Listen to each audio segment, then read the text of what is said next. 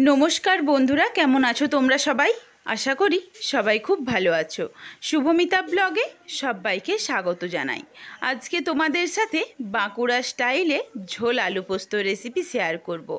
आलू पोस्त किन्तु आमरा प्रत्येकेई प्राय दिनई बाड़ीते बानिये थाकी, तबे बाँकुड़ा स्टाइले एइभावे जोदि झोल आलू पोस्त बानाओ तखन किन्तु भात माखार जन्य आर डाल करते किन्तु लागबे ना बा कोनो किछु झोलो लागबे ना। चलो रेसिपिटा कन्टिन्यू करते थाको, आशा करी रेसिपिटा तोमादेर अनेक भालो लागबे। बाड़ीते सबाई एकबार एइभावे बाँकुड़ा स्टाइले आलू पोस्त बानियो, एटुकुई आमार अनुरोध रइलो तोमादेर काछे। चलो एरपर रेसिपिटा देखे नेওয়া যাক। प्रथमेই एखाने आमी 600 ग्राम आलूके डुमो डुमो करे केटे निয়েছি। তোমরা চাইলে সাইজটা একটু ছোট করতে পারো, তবে বাঁকুড়াতে কিন্তু এই রকম বড় বড় সাইজেরই কাটে। এইখানে দেখো আমি 3 টেবিল স্পুন পরিমাণে সরষের তেল গরম করেছি, 3টে শুকনো লঙ্কা ফোড়নে দিয়েছি আর দিয়ে দিলাম হাফ টেবিল স্পুন 5 ফোড়ন। শুকনো লঙ্কার 5 ফোড়ন ভালোভাবে ভাজা হয়ে গেছে। এরপর ডুমো ডুমো করে কেটে রাখা আলু পুরোটাই দিয়ে হাই ফ্লেমে 3 থেকে 4 মিনিট মতো ভালোভাবে নাড়াচাড়া করে নেব। এখন ঢাকাও দেব না, লবণও দেব না, হাই ফ্লেমে এমনিতেই ঢাকা ছাড়াই নাড়াচাড়া করে নিচ্ছি 3 থেকে 4 মিনিট। এখানে আমি 600 গ্রাম আলুর জন্য 6 টেবিল স্পুন পোস্ত দিচ্ছি। তোমরা যদি আলু বাড়িয়ে বা কমিয়ে নাও সেই ক্ষেত্রে পোস্তটাও বাড়িয়ে বা কমিয়ে নিও, তবে 100 গ্রাম আলুর জন্য 1 টেবিল স্পুন পোস্ত, এটা একটা মাপ বলে দিলাম। এইখানে দেখো পোস্তটাকে প্রথমে আগে মিক্সির মধ্যে শুকনোই গুঁড়িয়ে নিয়েছি, তারপর জল দিয়ে ভালোভাবে পেস্ট করেছি। এইভাবে পেস্ট করলে কিন্তু খুব ভালোভাবে বাটা হয়। একটু দানা দানা রেখেছি, একদম মিহি করে বাটিনি। আলুটা দেখো লালচে করে ভাজা হয়ে গেছে, 3 থেকে 4 মিনিট হয়ে গেছে।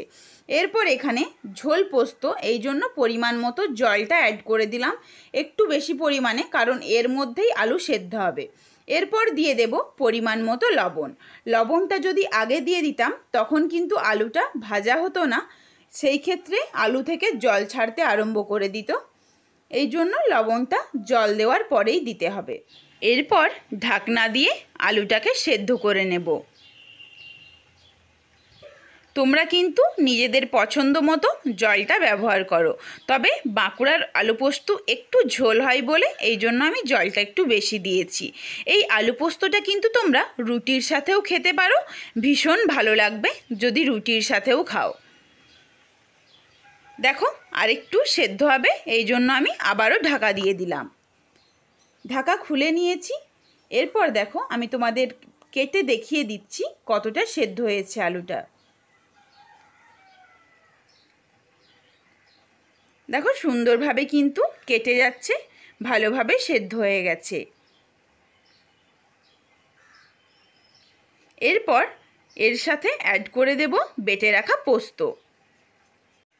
পোস্তটা দেওয়ার পরে কাঁচা লঙ্কা দিয়ে দেব। আমি আমার ঝাল অনুযায়ী 4টে কাঁচা লঙ্কা গোটা দিয়েছি, এইগুলো ভাঙিনি, আর 2টো কাঁচা লঙ্কা ফাটিয়ে দিয়ে দিলাম। তোমরা ঝালটা অবশ্যই নিজেদের পরিমাণ অনুযায়ী ব্যবহার করো। এরপর 2 থেকে 3 মিনিট মতো ফোটাবো পোস্তটা দিয়ে, এর থেকে বেশি কিন্তু ফোটাবো না। দেখো 2 থেকে 3 মিনিট মতো ঢেকে দিয়েছি। ঢেকে দেওয়ার পরে ওপরের দিকে সুন্দরভাবে তেলটা ভেসে উঠেছে আর আলুটাও কিন্তু সেদ্ধ হয়ে গেছে। এরপর আলুগুলোকে কয়েকটাকে ভেঙে দেব খুন্তিতে করে, যাতে ঝোলটা একটু গাঢ় হয়ে যায়, এই জন্য।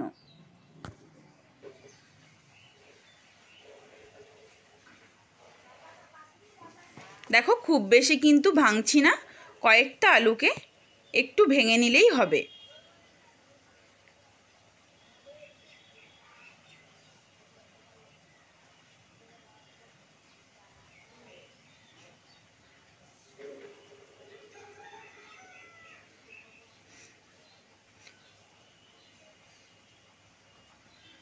দেখো রেডি হয়ে গেছে, গ্যাস আমি অফ করে দিলাম।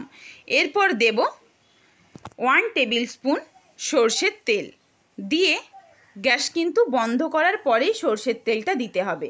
ভালোভাবে মিশিয়ে নিলাম। এরপর নাবিয়ে নেব আলু পোস্ত। আমার এই বাঁকুড়া স্টাইলে ঝোল আলু পোস্ত রেসিপি তোমাদের কেমন লাগলো অবশ্যই কমেন্ট করে জানিও। যদি ভালো লাগে লাইক কমেন্ট শেয়ার করে বন্ধুদের দেখার সুযোগ করে দিও।